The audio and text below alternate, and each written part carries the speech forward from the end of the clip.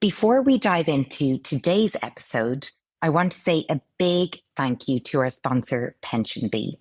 They're a leading online pension provider, making it easier for people, especially single parents like us, to feel confident about saving for retirement. Along with their easy-to-use app, their podcast can also help you build confidence with your personal finances. The Pension Confident podcast is a monthly show covering pensions, ISAs, mortgages, and more. Listen to the Pension Confident podcast wherever you get your podcasts. You can find it on YouTube and in the PensionBee app too. Just remember, as with all investments, your capital is at risk. Thanks again to PensionBee for supporting this episode.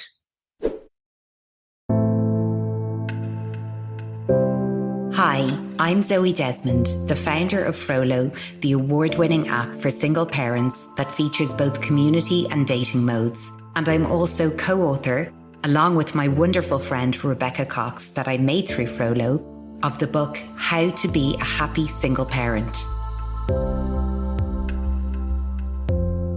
Hello and welcome to another episode of the Frolo podcast.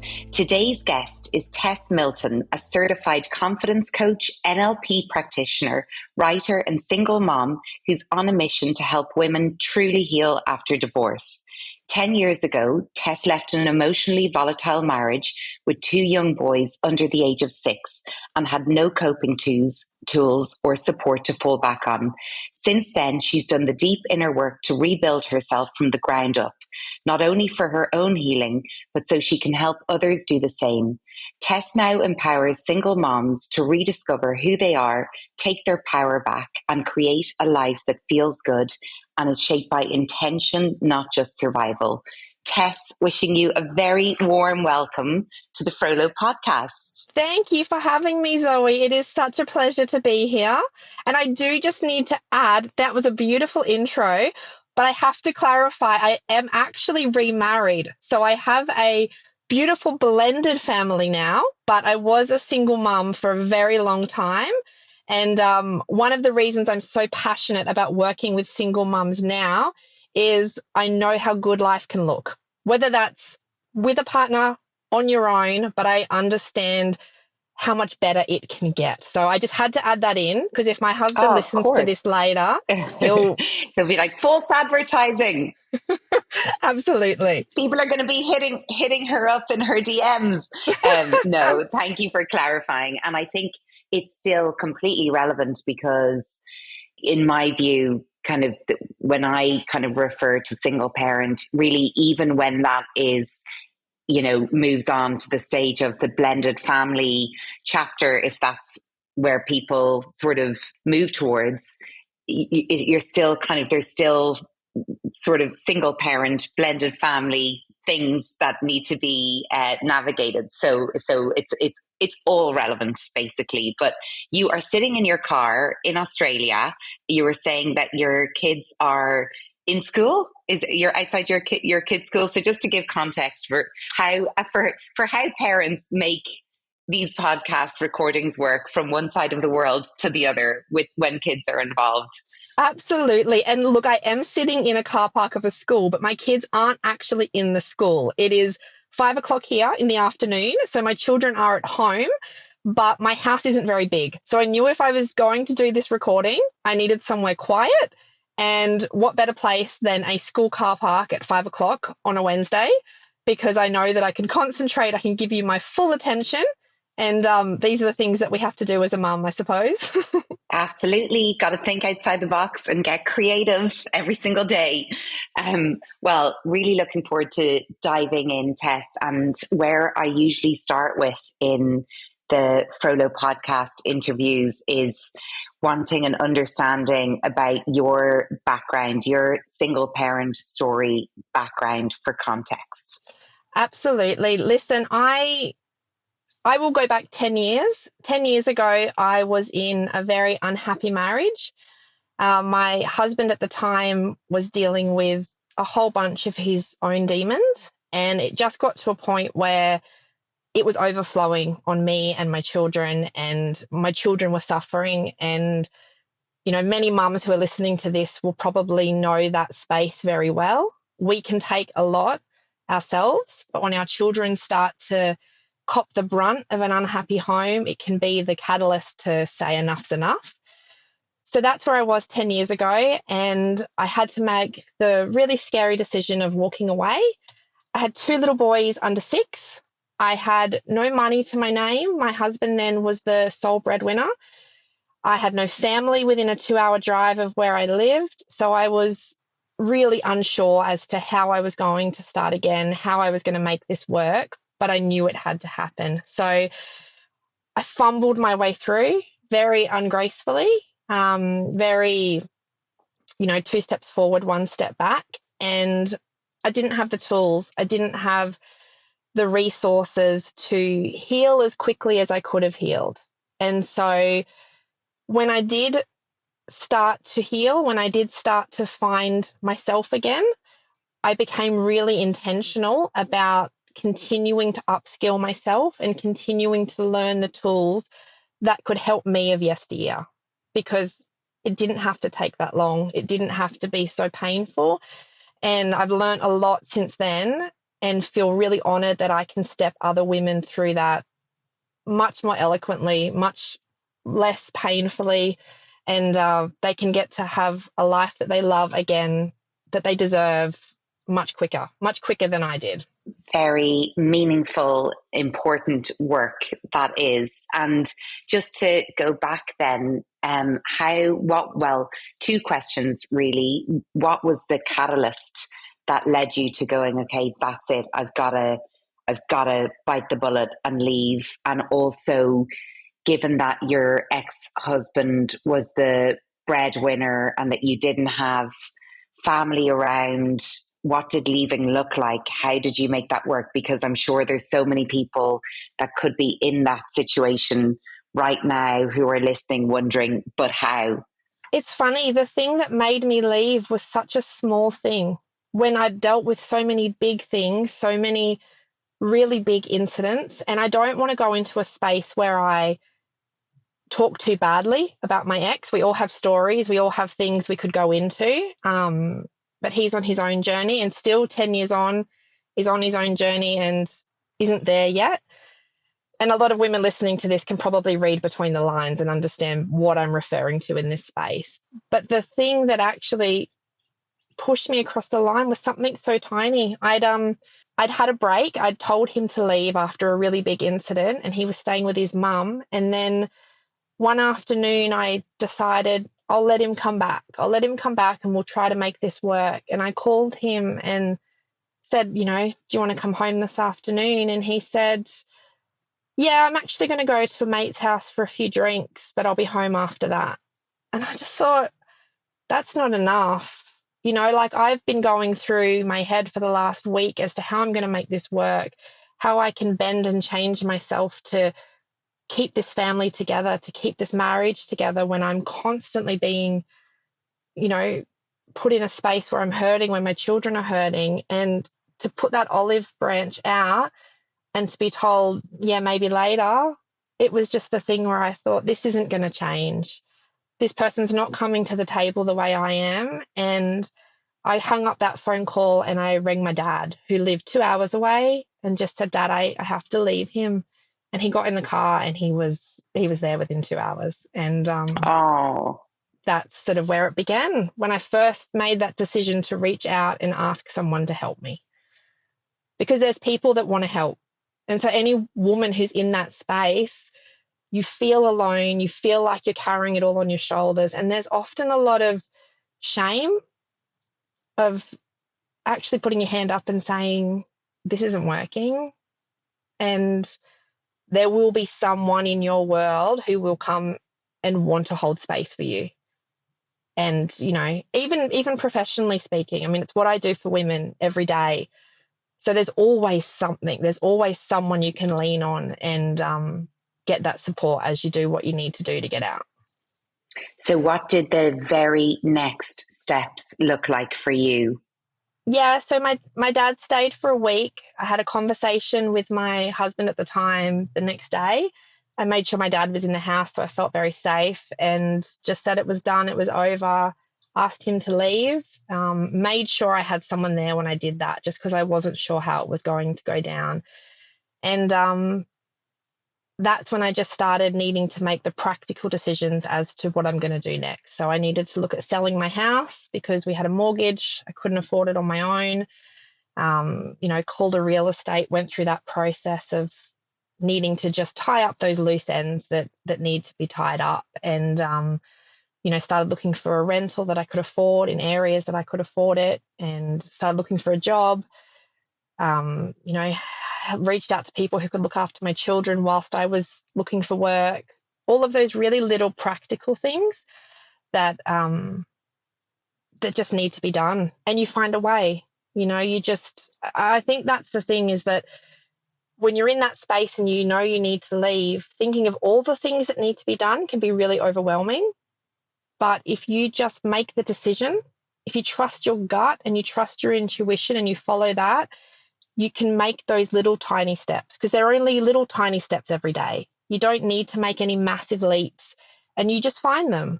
You take one step and you work out what the next is going to be, and the next and the next. And you can't start to work out what that plan looks like until you start on that journey.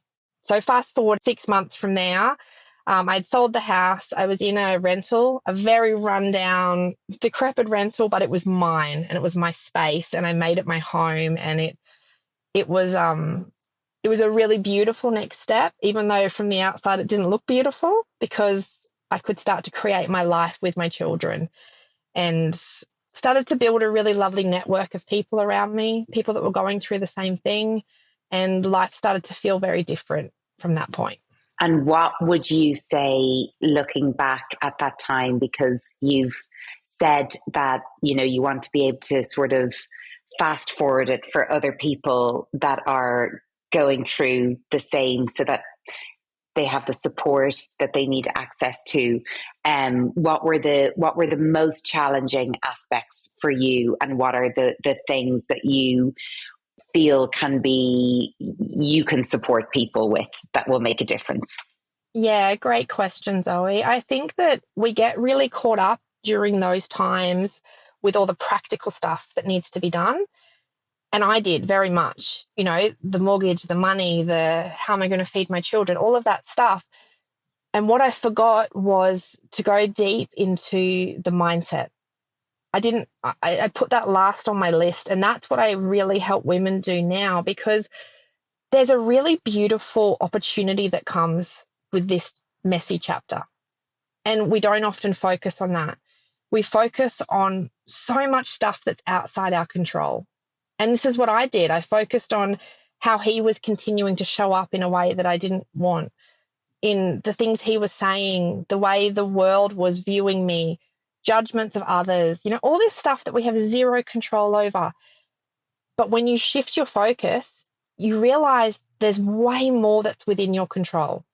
And this is what's so empowering, when women can step into a space where they start to realize they can decide what they believe in.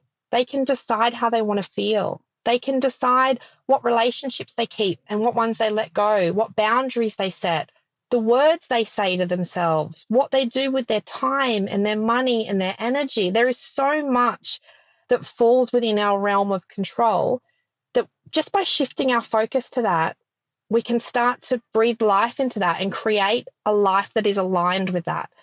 And so that's a huge part of what I do with women, is focusing on the mindset as opposed to the practicalities, because they will figure themselves out. And when you're in a space where you feel like you know who you are and you know what you want and you know where you're going, the rest of that stuff becomes easier, because your whole energy shifts. And often when you're coming out of a marriage that didn't work, you don't know who you are anymore. And that's completely normal, because for so long you've been showing up from a space that's very action-based. You've been thinking about all the things you need to do and be and say to keep something together that's broken. And that's sad, and it hurts, and I get the pain that's involved in that. But when it inevitably falls apart, you're left going, well, who am I? Because who I've been showing up as for the last year, 2 years, however long you've been in this space, it's not who I am. It's not who I was before the marriage. I wasn't coming from a place of intuition or a sense of who I am at my core. I was being all the things I thought I needed to be. And so there's a huge loss of identity for a woman that comes out of a marriage, and getting back to that space where you really know yourself and you start to define a future for yourself that's in line with that, because the future you thought you were heading towards, it doesn't exist anymore. Yeah. And again, that's very sad, and there's a lot of emotion tied in that. But once we push through that, you have an opportunity to go, well, what do I want life to look like now? Because it can look however you want it to look. And there is so much opportunity in that. And I love to just see it as a transformational stage where women get to choose again, and they get to choose in a way that's really aligned with them. And it took me years and years to learn that lesson.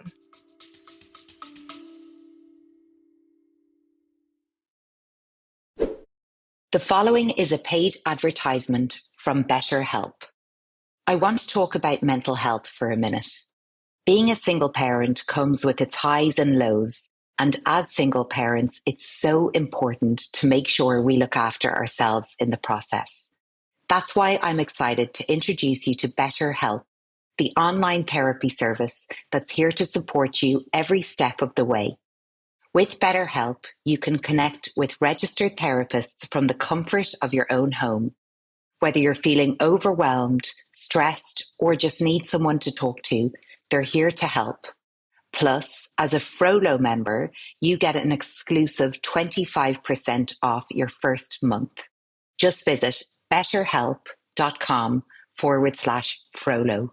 That's betterhelp.com/Frolo.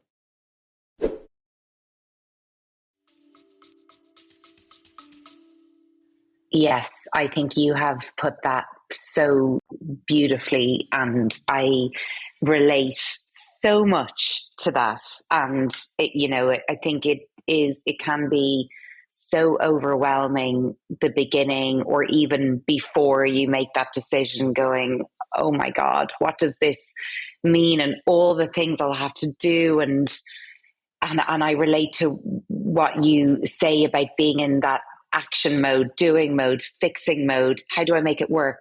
And even the example you gave of the catalyst, why you left, that your ex just said, well, I'm going to go and have a few drinks with my friends. Even that just kind of shows the dynamic, that you were the kind of, I'm here, I'm fixing, I want to make this work, and somebody wasn't there to meet you in that.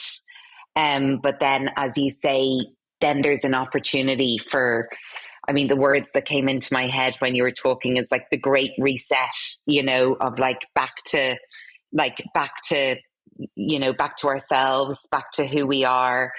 And I have to say, in my own experience, that's been the biggest gift in my single parent journey, is navigating my way back to who I am, and being able to kind of create the life that I always wanted to create anyway, but just in a different way. It just didn't look how I thought it was going to look. So I think that's really, really powerful. Absolutely. And when you speak of, all that stuff you just said, then what really came through for me is just our energy. Our energy is a finite resource. So we need to start looking at our energy the way we look at our money and our time. We have a certain amount of it. And when we are trying to fix a marriage, when we are putting, and even afterwards, when we're reacting to messages from our ex, or we're giving it energy, and we don't have to. There comes a time where we're allowed to say, I don't want to put my energy there. I've only got so much. And if I put my energy there, I don't have much left over for myself and for my children. And this is why we see so many women in this space where their nervous system is just shot, because they're giving and there's nothing left over. So yeah, to all the women that are listening to this, who are feeling feeling that. They feel like they don't have anything left to give. Start to bring some awareness to where your energy is going right now. Because I guarantee there are some spaces where you can go, I can stop that. If there's a person in your life who's draining that energy, limit the contact. Start to set some boundaries, because that's filling your cup up, which allows you to then pour into your children, to pour into yourself. So get really protective of it, the way you would be protective of your bank account. It's yours. That is such brilliant advice. And I love that analogy as well, being protective of your bank account. And,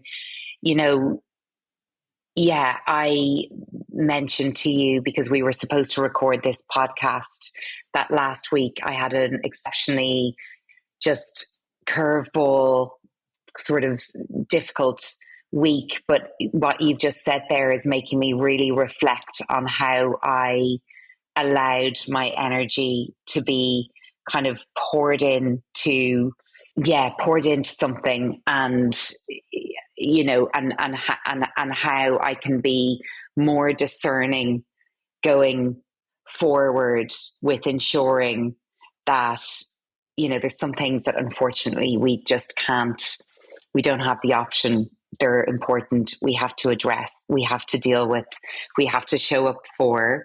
But I love that discernment of, there's a finite amount of energy and I need to protect mine, like my bank account, and be really sort of sensible about how much of it is going out and where it's going. And ultimately making sure that it doesn't deplete the energy for our kids and ourselves in the process. And I know that burnout and overwhelm is such a strong factor for so many single parents. It comes up time and time and time again in the Frolo community as something that people struggle with. So what are your, do you have any kind of guidance for how people can navigate that overwhelm and burnout and try and sort of reroute? Yeah, absolutely. I think, as you've just said then, awareness is key. And I think we need to bring an element of kindness to the table, because there are going to be weeks it goes out the window, and weeks where we get so busy that we forget. And that's okay. That's where we go, okay, I'm going to learn from that. And that simple reframe, because we can be so harsh on ourselves, that simple reframe of instead saying, what can I learn from this situation? As opposed to, God, I'm so stupid. I've done this again. I'm in this space. I should have seen this coming. I should have done this. I should have done that. If you're starting to speak to yourself using the word should, that's when you need to stop. And you need to give yourself a break, and you need to just breathe some kindness into yourself.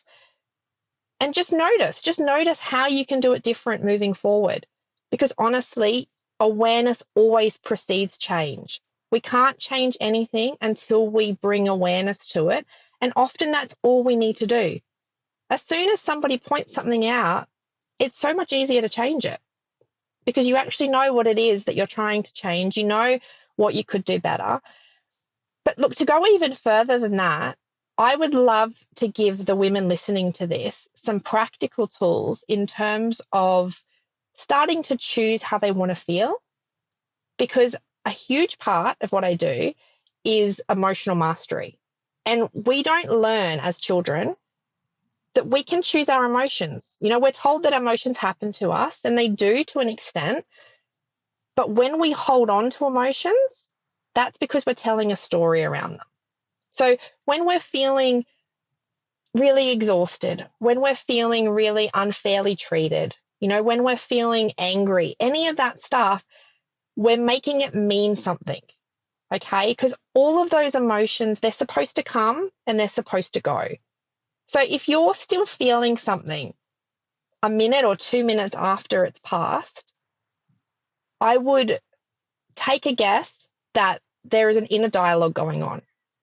There is something you're making that say about you, whether that's, I'm not good enough, there I've gone again and I've just stuffed up, or nobody treats me well, they've just done this to me again. It's a self-reflection, okay? And again, just bringing awareness to that is huge.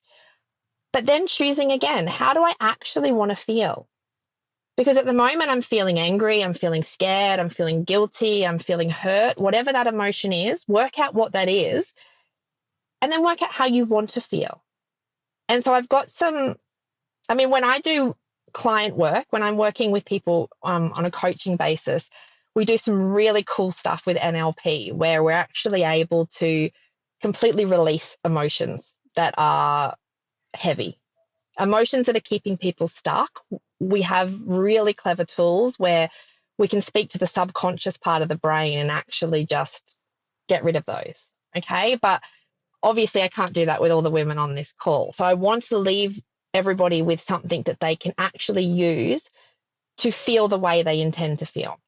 And so I want you to think about when you see somebody who feels the way you want to feel. So let's just say you're wanting to feel confident, okay? And this can be any emotion, but we'll work with confidence. There are 3 physiological things that happen when somebody feels an emotion, okay? And we call this the emotional triad. And you can reverse engineer this, okay? So I'm going to talk you through what happens when someone feels an emotion. And then you can actually start to show up in the way that somebody shows up when they feel this emotion and actually create that emotion. So you can go backwards with it. So if you think of somebody who feels confident and you think about how they move their body. So this can be their posture. This can be the way they walk. You think about someone like Tony Robbins, very, very confident man. Okay, he's going to stand with his shoulders back, his chin up. He's going to have a firm footing, and he has a stance that he calls the power stance or the Superman stance. Okay, and when you stand like that, you feel confident. It's how confident people stand. And then I want you to also look at the language. So if someone's feeling confident, what words are they saying to other people, but also to themselves? They're going to say things like, I didn't succeed, but what can I learn from that? They're not going to say, I'm an idiot. They're going to say, how can I grow from this? How can I learn from this? Their internal dialogue is going to sound a certain way. And then we can also look at what they're focusing on, where their attention goes. Okay, because where focus goes, energy flows and results show. So if you look at someone who is feeling the way you want to feel, have a look at those 3 things. Their movement, how they're holding their body, their language, so the things they're saying to themselves, and their focus. Where are they putting their energy? What are they doing with their time? Because if we reverse engineer those things and we start to show up like that with our body, we start to talk to ourselves in that way, and we start to focus on the things that someone who feels that focuses on, we will start to feel that. Okay, this is how it works. Our brain thinks what we tell it to think. So when we start to show up physiologically in our body like this, our brain goes, well, we must be feeling confident. We must be feeling loved. We must be feeling happy. Whatever that emotion is, you can literally reverse engineer those 3 physiological elements of that emotion so you can start feeling it now. And it's such a simple practice, but it is so powerful. Even if you just master 1 or 2 of those things, even if you can just start to use the language for yourself that somebody who feels that way would use. And this is why things like affirmations are so powerful. Affirmation cards, because we're reading words that somebody who feels that emotion would be saying to themselves, and that those words have power, they have energy, and our body feels that, and it starts to feel the emotion that's connected with those words. So that's a really easy way that a woman who's feeling overwhelmed, who's feeling smacked down by life, who just feels like she's not getting ahead, a simple shift in focus away from how she's feeling right now to how do I want to be feeling? Yeah. And showing up like that. Yeah, I absolutely love that. I love the reverse engineer approach, and it kind of feeds into, for me, this, how if we look at something from a different perspective, it can look completely different. So, if something happens where whatever, you miss a flight or something like that. But it can be like, oh, this always happens and this is typical. And, freaking missed my flight on or it could be like, oh my God, amazing. Now I get to, maybe this is a gift from the universe because I wanted to catch up with this friend and I know they're free today, or I get to spend another, there's a way of looking at it. And I can think of examples of people in my life who respond to the exact same type of things in very, very, very different ways, and how that impacts them. One of them, it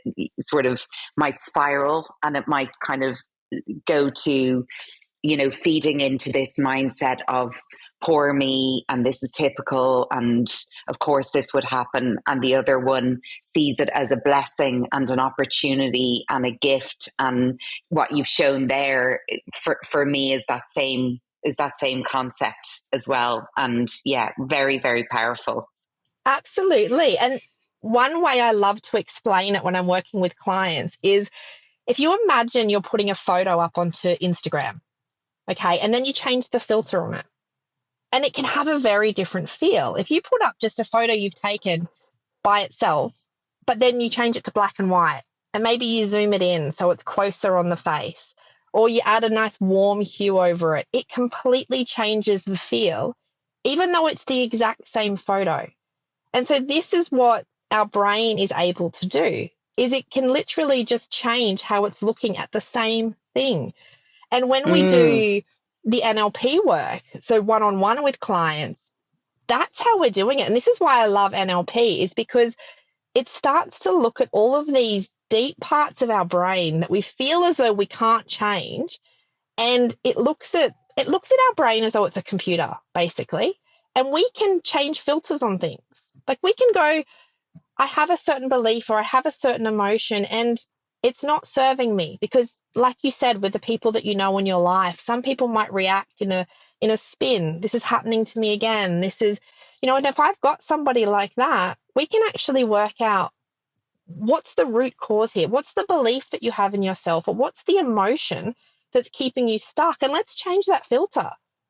And by doing this, it completely, you imagine that if you're walking through life with a certain belief or a certain feeling that's just constant, and you can shift the way that your brain interprets that, you're going to completely shift how you're showing up. And so this is why, for me, over the last decade, as I've been learning and growing in this space, all of these tools to be able to help women heal from separation, heal from divorce quicker, NLP has just been massive, because it's such a quick way to create results that women are spending years sitting in therapy trying to talk out and work out. And the thing is, we all know our past. We know the pain. We know, like, we've relived the story that many times. What we need to start doing is changing the filter and looking at the future, because that shift in focus it can be done like that, and everything changes. I love, you are very good at analogies. It makes it really easy to kind of understand as well the power in that shift in mindset as well. So what does it look like if someone's listening to this now and wants to work with you? Can you give an example of what that might look like? Yeah, absolutely, Zoe. So I've got a program, which is a 5-week program, which is called Fall, Rise, Become. And I take women through that in a group setting. So what we do is we have no more than 5 women in a group, and we work together really closely to, first of all, we start with a vision, because a lot of women in this space, they don't know what they want. And it's really interesting, because before I coach any women, we do what I call a rise report, which is just a really good snapshot of where they're at. And consistently across the board, every single woman who's in this space has no compelling vision for the next 5 to 10 years of their life. And I'm talking about women who are newly separated, who are just in the beginning of trying to navigate this space. They don't have a vision. They don't know where they're heading and what they want, which makes sense considering the huge life shift that's just happened. So we start in there. We start working out, what does an exciting future look like for you? And we expand on that. We revisit who they actually are before the world told them to be someone. And we get really clear on just aligning them with that future. And so it's a fabulous 5-week program. But one of the things that really excites me about it is during the program, every single person who does it gets a 2-hour one-on-one session with me. And that's where we go really deep and we do all the NLP breakthroughs. So we literally file away emotions that aren't serving them. We file away self-limiting beliefs that aren't serving them. And we install beliefs that are future focused and that are aligned with a future they actually want to create for themselves. So within 2 hours, we create massive shifts on a really deep subconscious level, which, I have women who come into sessions ranking things like anger as a 10 out of 10, ranking things like mum guilt as a 10 out of 10. And when they come out of this session, it's gone. They don't feel it anymore. So you imagine the shift that happens for a woman who's carrying around tremendous anger or hurt or guilt or fear or a belief in themselves that they're not enough, they're not good enough. If you can actually file that away and put in something that's, future focused, like, I'm worthy of whatever I dream, whatever somebody chooses for themselves, and they believe that, because a belief is just something we tell ourselves. A belief is just something we've said enough times that our brain believes it. So the power of creating those shifts is huge. And so that's what I walk women through in this 5-week program. And I'm so proud of it. It's created so many shifts for so many women. And I would actually love to create one of these group times at a time that suited the English community, because I know our time difference is brutal in terms of a lot of the session times that I have.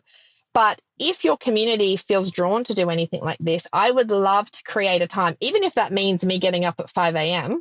Oh, thank you, Tess. I think the answer is definite yes. I think I can speak on behalf of the Frolo community and say that it's definitely something I think that people would love to do. And even from our conversation, it's really driven home for me how powerful NLP is, and just that, as you say, you can do years of therapy, you can maybe be aware of certain self-talk or patterns, but actually using the tools to kind of break through them, kind of shift them. So definitely, and we can discuss that after, and sync that up for sure, and find a time that works for Down Under.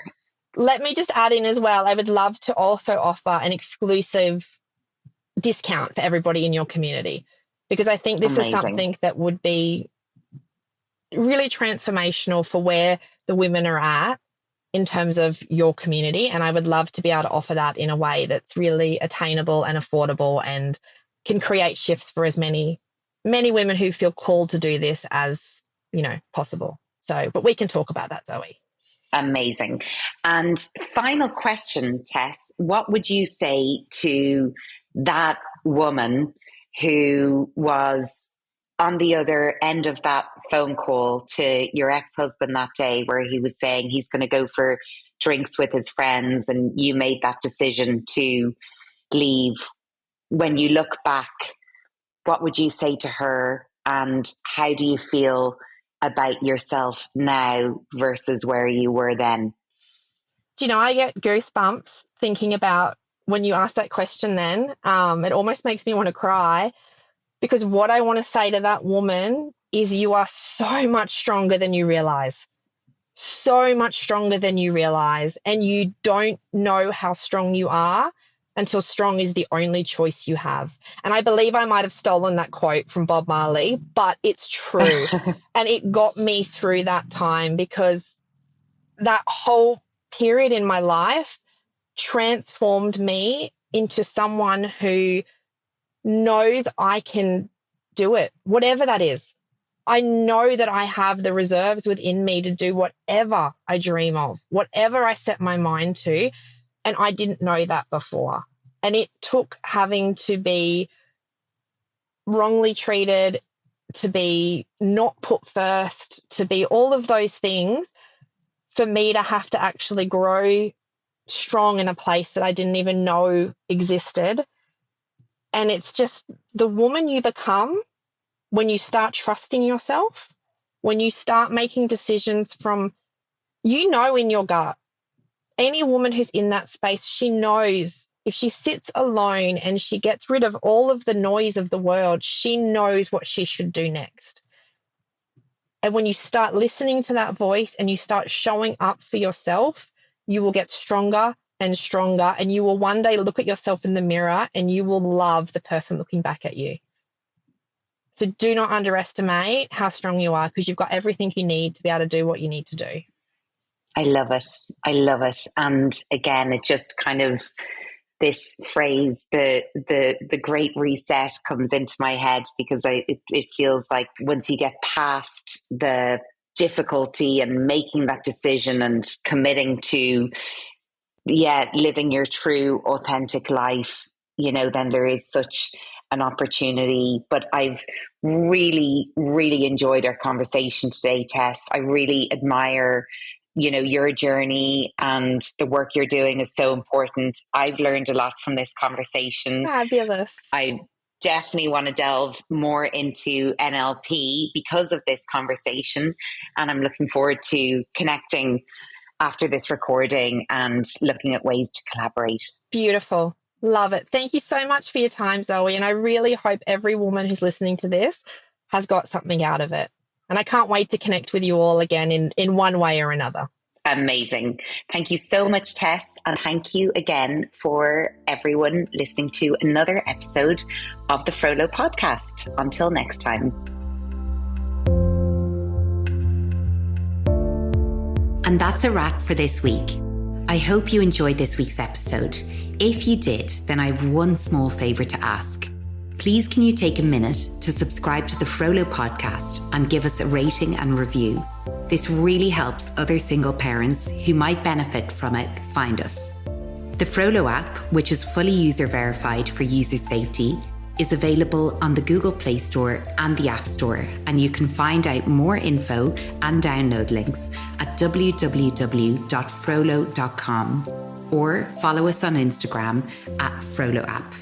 And you can purchase your copy of our book, How to Be a Happy Single Parent, at all the major book retailers. Until next time, have a great week.